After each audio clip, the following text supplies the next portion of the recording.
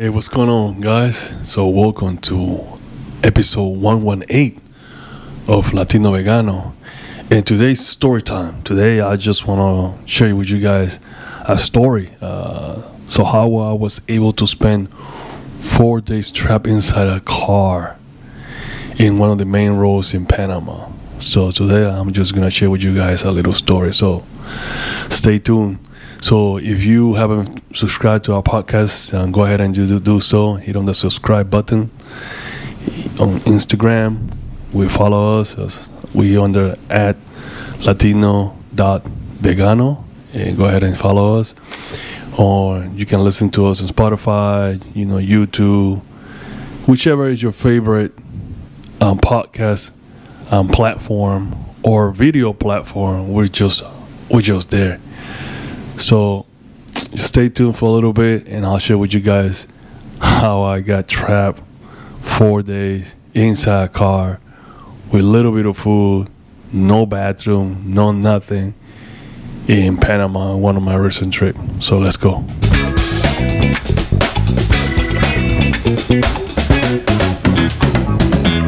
All right.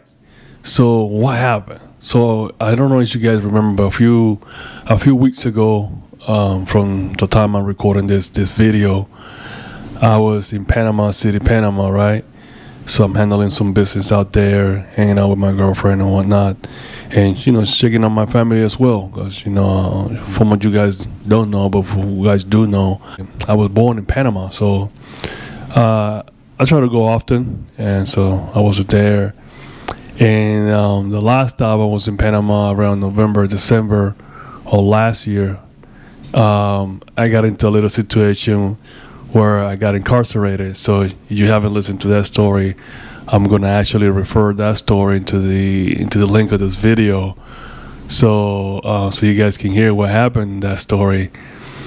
And if I have a from a different language, I'll try to post the opposite story of that one. But anyway, this time around, when I was in Panama, we decided to go to a place called Boquete. For those of you who don't know Panama, Boquete is it's about a 6-hour drive from the city of Panama going towards Costa Rica. So it's basically, for us, it's actually going west, right? So this area in Panama, we call it province or state for some other people, for the U.S. people. This place in particular is closer to the border with Costa Rica, right? Well, it's at least close to that area, or close to that province or that state. And like I mentioned, it was about a 6-hour drive. And in this place in particular, it's quite a bit famous because of the weather, especially the one that is high in the mountains, right? Because it's higher ground. I don't remember how high sea level it is, but it's pretty chilly. It gets about in the 70s Fahrenheit, and it's about 18 Celsius for the guys that do Celsius. So it's pretty chilly out there. So it's pretty common for tourists, European from all over Europe. You got people from Switzerland, Sweden, Germany. Yeah, I mean, you name it, like all over Europe, they actually go to this place. And it's pretty close to another area of Panama, which is very touristic, called Bocas del Toro, which is in the island. It's a beautiful place also, which is very touristic too. I decided to go there. It was an interesting trip because, I was going to be like, we're just going to go there, spend a whole week. During this time, I had the opportunity to work remote. So for a lot of people that know, I handle my businesses remotely for the most part. And so it allows me to be in different places. So this is something that I'm able to accomplish now this day. So you wanted to know more information about how I was able to do that, let me know, and I will share a little bit more of that story of how I'm able to kind of fully remote and handle a lot of my business from my investments, from my businesses, and all the things that I do remotely. So I took this trip and decided, well, you know what? We're gonna go to Boquete. Boquete is only about 6 hours away from the city of Panama, and it should be a fun trip just because it's kind of a change of scenery, right? One of the things that I've been learning lately is that it's always good to have a change of scenery, because it's always it's good. It's good for you because it allows you to be more creative. Also, it gives you the opportunity to see things from a different perspective, even a different ambient. So it changed a lot, right? It does you better, does you good more than bad at the same time, just to have a little change of scenery. So going to this place, which is cooler and as far as the weather-wise, is more in tune with nature, and I'll share a lot of the pictures and stuff of the place. While I'm doing recording this, I'll share some of the pictures from the place, so you guys can have an idea of what I'm talking about. So Boquete is pretty famous because of their coffee. So if you're a coffee drinker, this is a place to go in Panama, to go just because of that. They have several type of coffee, from geisha type of coffee to just the basic type. So coffee is really big out there just because of the weather. So you can just go literally and do a tour of coffee and then drink coffee all day pretty much. So it's really awesome, which I did, and I'll share that video on my YouTube channel. I'll share that video of all the different activities that I did in Boquete. But this story is literally not necessarily speaking about all the things that I did in Boquete. It was actually what happened while I was going to Boquete and on my way back. So this is what this story is all about. I woke up Saturday, so I left Panama at 5 a.m. in the morning of Saturday, July 9. And I drove to Chiriquí, which is the province, right, where Boquete is located. And by 10 a.m., 10:30, I was reaching to Chiriquí. So it was only 2 more hours before we actually get to the town that we needed to go.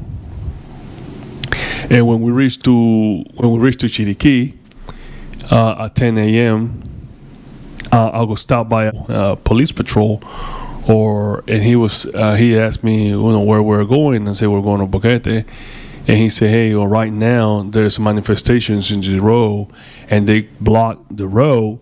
So, yes, guys. So basically, I stayed there, and there's a whole traffic stop point of blockage that they didn't allow me to go through the town that I needed to go for about, that was Saturday. That was Saturday night, so I got there Saturday at 10:30, and I did not reach to my destination the following day to 10:30. So basically, it was 24 hours, if not more, 24 hours while I got to my destination. It's actually more than 24 hours because I left Panama at 5:30. Remember this, right? So I didn't get to the location where I was headed till the next day, which is Sunday, at 10:30 a.m. I made it. So I literally had to stay in that first situation. Just heading to Boquete, heading to Chiriquí. I stayed there at night. We slept in the car. I had to pee in the street, like literally. So like I said, I had food with me, so that was not a problem. So I had this whole situation happen, right? I got to the place, had a good time, spent the whole week in Boquete. And after that, I was like, well, I needed to come back to the city, right? Because I needed to catch my flight because I'm flying back to the state. But what happened was that there were still people protesting. They were still going in the street. They were still blocking the road. There was a shortage of gas. There was no gas. There was no food in some places. It was kind of like an apocalypse. It was almost very chaotic, just because the way they were protesting, it was affecting everyone else, and that was the biggest disconnect, right? You are protesting to improve tough stuff in the country, right? But at the same time, you are affecting the people. So it's like you're affecting your own people. And that was the biggest complaint that a lot of people had, including myself, is like, especially because I was living it, right? I was in a situation where, hey, I can't go anywhere. I'm blocked here. I can't go back home. I had no food, I had no gas. And this whole thing is affecting me. So why don't we find better ways to get what we want, to protest, to have the government do something about it without affecting that bad the country, the economy, and all these different things? And they were not. This is the way. They were completely focused on just doing the way they were doing it because they thought that was the only way that they can get what they wanted. And I have a few suggestions, like, well, if you want to go on the streets and you want to create chaos, you can block one lane, but you can still have traffic flowing. It was going to be a slow traffic, so it's going to take me 12 hours to get to my destination instead of 24 or 3 days or 2 days, right? But you can still have the traffic moving, but move slow by closing one lane. You can close one lane on that side and then close the other lane on the opposite side, and then you at least have traffic moving slowly because it's got people. So guys that drive trucks, they will have to throw away their food because it will get rotten. I mean, the food only lasts for a certain, especially vegetables, especially fruits and these things like that. So now you have to be dealing with a lot of other situations. So that's a financial burden in whoever owns that business. That's also a financial burden on people because people were like, hey, now they don't got no food, they don't got no gas, they got no water, et cetera, because all the traffic is coming through in and out of the country. It happens from that main road, right? So all these different things were happening. Here we can see a perfect example where all the situation was causing all kind of chaos. This guy got ran over by this vehicle because people were desperate because they want to pass through. This is not the way, right? They were throwing bricks and stones to the vehicles, and they just ran over this poor guy. This guy was saying, no, you cannot cross. So well, guess what happened? You just can't run over. So this is what the kind of chaos that we were seeing. So it was madness. It was a mess. People were desperate. People wanted to go through, wanted to go home. It was just a mess.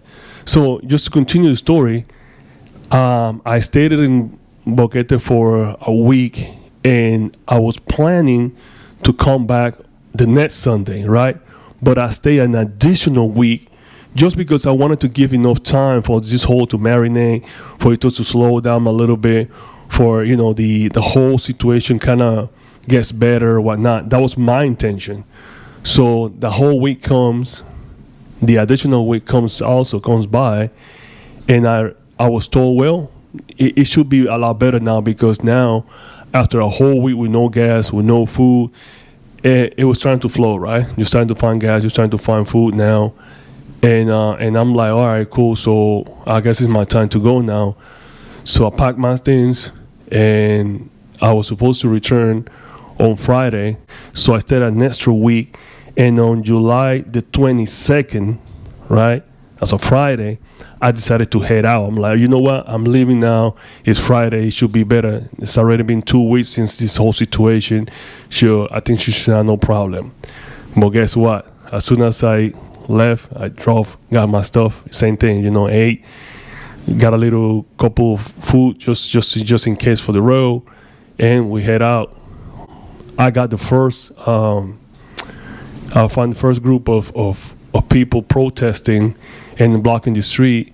Maybe like 45 minutes. 45 minutes driving, and as soon as I drove like 45 minutes, and I found out that there was already a group of people blocking the road, and I was like, all right, cool. Well, so hopefully this is just gonna be a short one.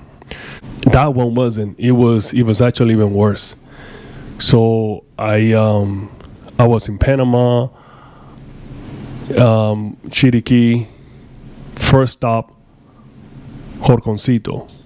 We made it at 2 p.m. and 2 p.m. on a Friday, July the 22nd, and they did not open the road until 1 p.m. the next day.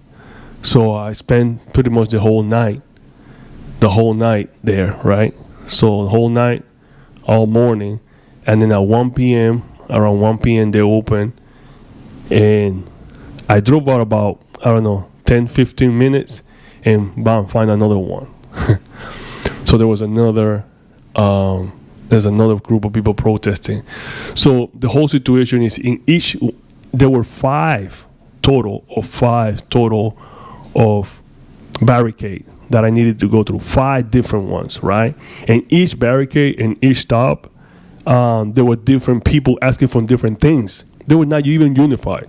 It was 5 different group of people, 5 different group of either Indians or teachers, because the whole country was like, well, there was a set of group of people, the country protesting, and there were 5 different ones protesting, and then they had different things that they were asking for. So they were not even unified. So when I actually made it through one, I had to stop on the next one and then wait. The wait starts. You know what I mean? So it's a never ending thing. So like I said, got the first one. They opened it up at Saturday at 1 o'clock, and then passed through. Boom! I hit the second one. The second one, San Lorenzo in this case, for people who are familiar with that area. We made it about 3 p.m. and then they did not open. They said it was going to open at 11 p.m. They did not open till 4 a.m. in the morning. Right? They opened at 4 a.m. So I passed San Lorenzo. I hit the third one about 6 a.m., San Felix, right, at 6 a.m. And they did not open at least till like 9:30 a.m. They opened that one. And then from that point on, I had two more to go. The fourth one, I made it about 9:45, and they didn't open to like, I'll say about 11-ish, 10. Well, I think it was like about 10. And then the last one, it was like 10:15, and they opened at 10:30. So the last two ones were a lot less water wait, but it was still wait in time. So I had to go through all that. So I had to go through all these 5 different barricades. So basically, we're talking that I left this place, Boquete, Friday. I made it to the city of Panama on a Sunday. I made it home Sunday at 5:30 a.m.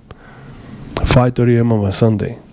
So it took me almost 3 days, 2 days, and you add the extra day of my going in, almost 4 days actually to make it from a 6-hour drive road trip.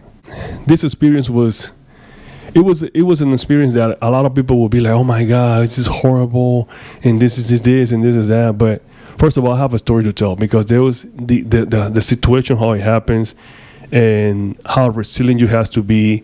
You know, I'm sleeping in the car. I'm doing my necessities in the street.